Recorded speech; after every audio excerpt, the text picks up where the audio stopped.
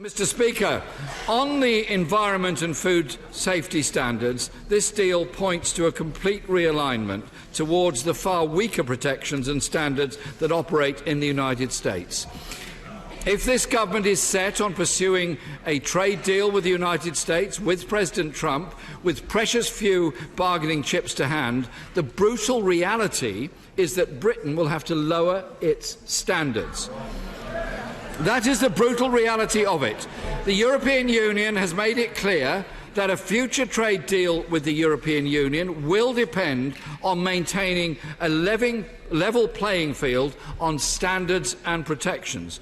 So the choice we now face is between keeping the highest environmental and food standards in order to get a future trade deal with the European Union, or slashing food standards to match those of the United States, where there are so-called acceptable levels of rat hairs in paprika, maggots in orange juice.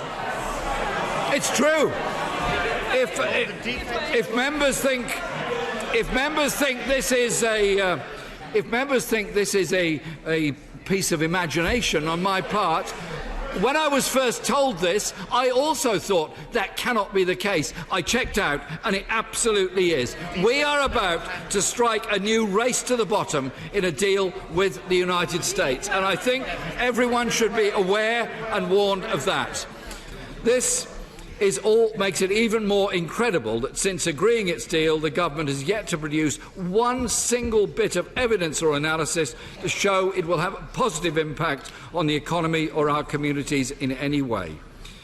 I say to all members, new and old, that it is our job in Parliament to question, to scrutinise and to hold the government to account day to day. If we believe the government is taking the wrong approach, we should never be afraid to oppose. And when it comes to our future relationship with the European Union and the rest of the world, we cannot let this government act in an undemocratic and secretive way. On that point, trade deals with the EU and the United States, or anybody else for that matter, must be done transparently. This country is about, Mr. Speaker, to embark on a major change of direction.